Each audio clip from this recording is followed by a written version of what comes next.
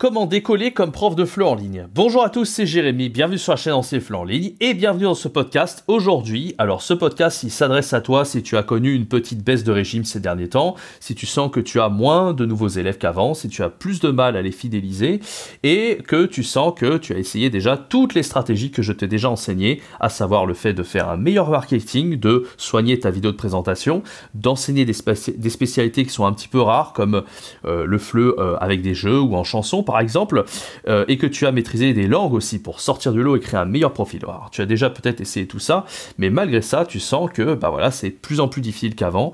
Peut-être que tu te dis que l'enseignement du FLE en ligne ne vaut plus le coup, tu as songé à reprendre le présentiel ou à carrément changer de voie, et tu t'es un petit peu découragé. Alors, je vais te rebooster dans ce podcast, je vais te donner la meilleure stratégie que j'ai pu appliquer moi-même depuis 2 ans. C'est celle qui m'a sauvé la vie, entre guillemets, parce que il y a 2 ans, j'ai été dans la même galère que toi. Il se trouve que j'avais un petit peu moins d'élèves à un moment donné, j'avais 2 fois moins d'élèves qu'au tout début en 2020, et en appliquant ces stratégies, j'ai pu remonter la pente de façon assez exceptionnelle.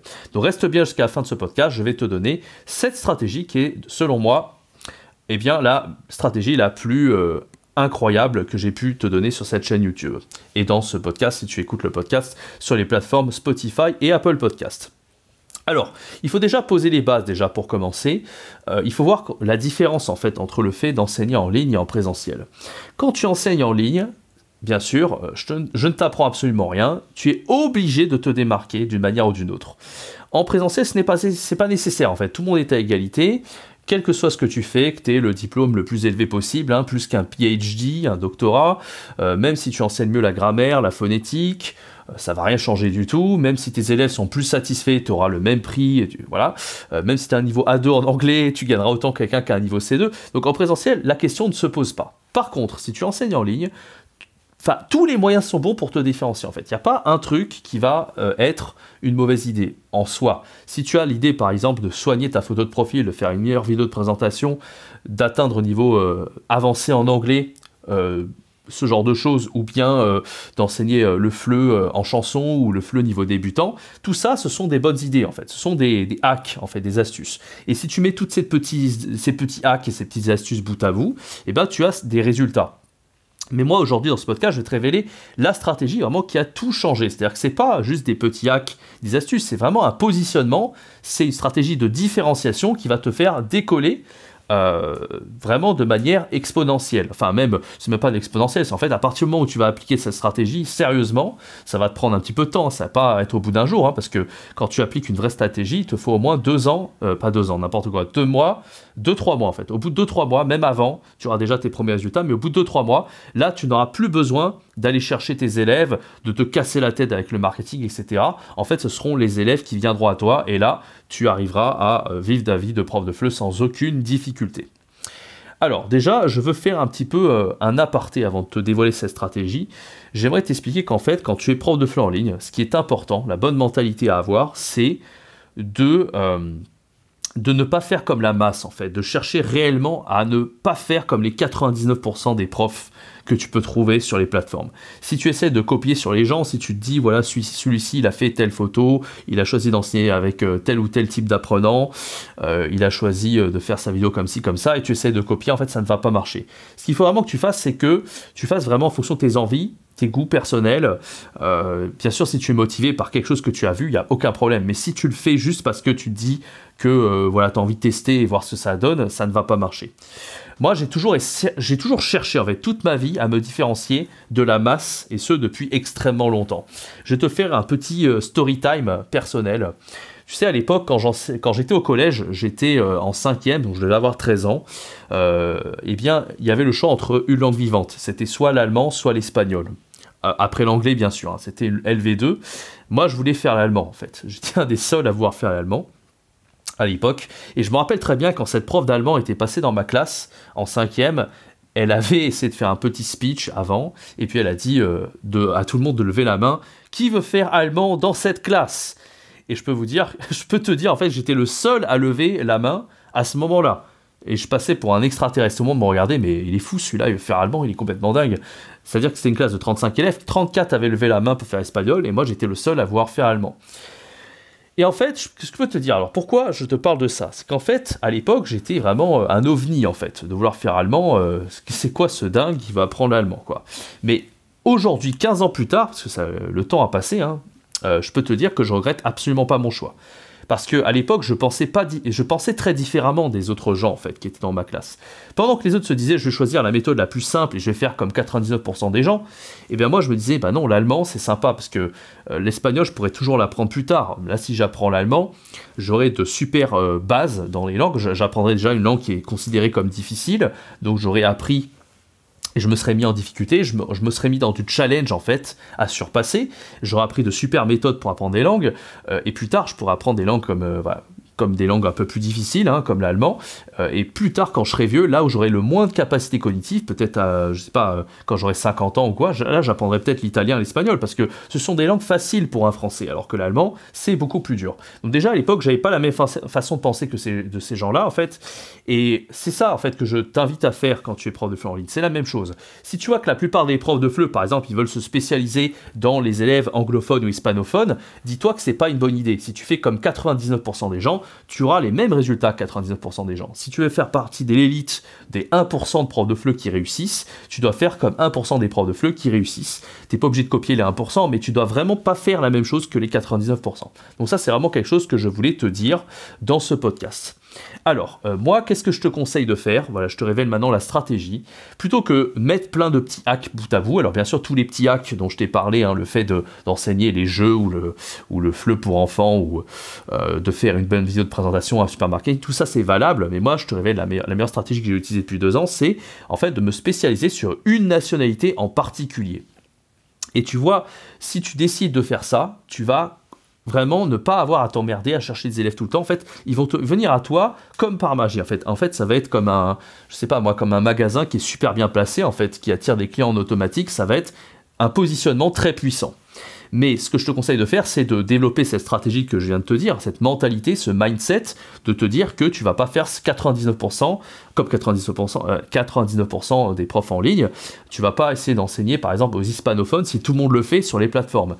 Eh bien, tu vas faire comme j'ai fait moi, c'est-à-dire qu'il y a 2 ans, j'ai fait ce pari en fait assez fou de me dire que je vais me spécialiser dans les élèves sinophones, c'est-à-dire les Chinois et les Taïwanais.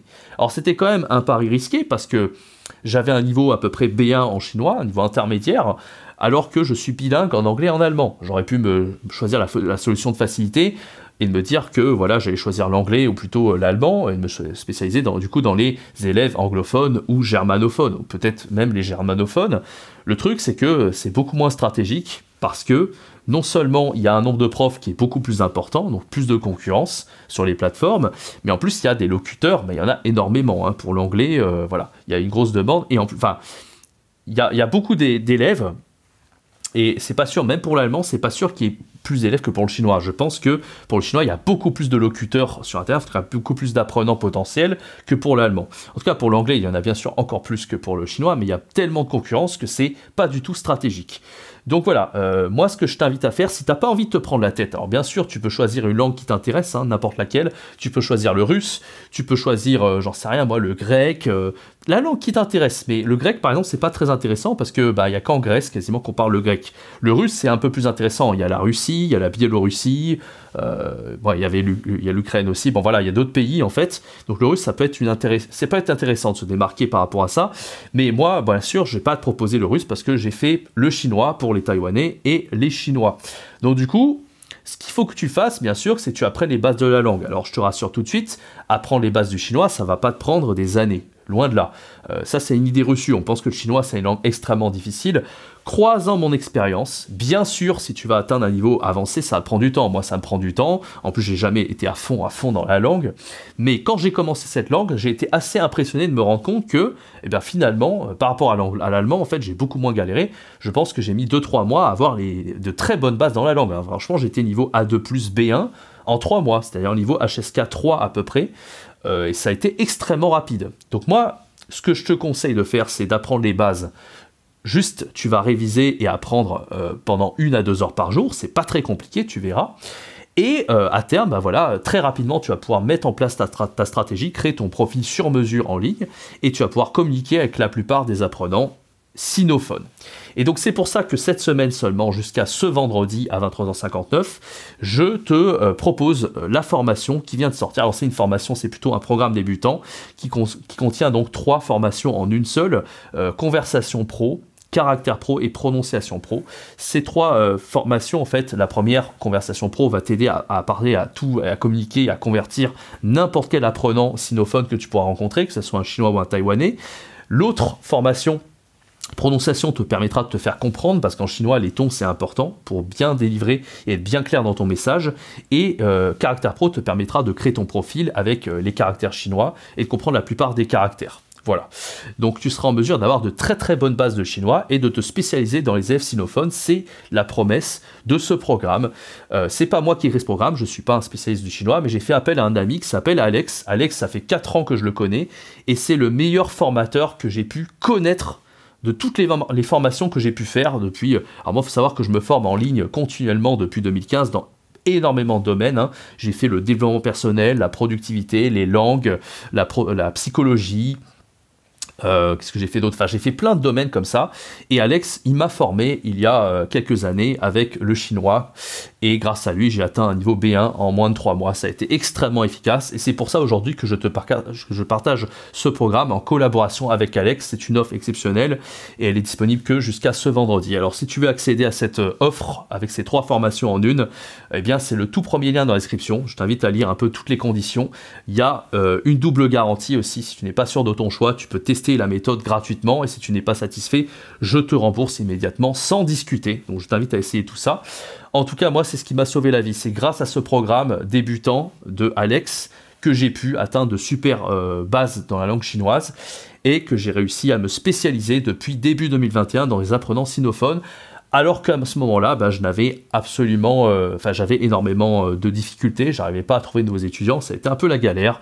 Heureusement que j'ai pris cette décision et je continue à le faire aujourd'hui. Aujourd'hui, je suis 100% spécialisé dans les élèves sinophones.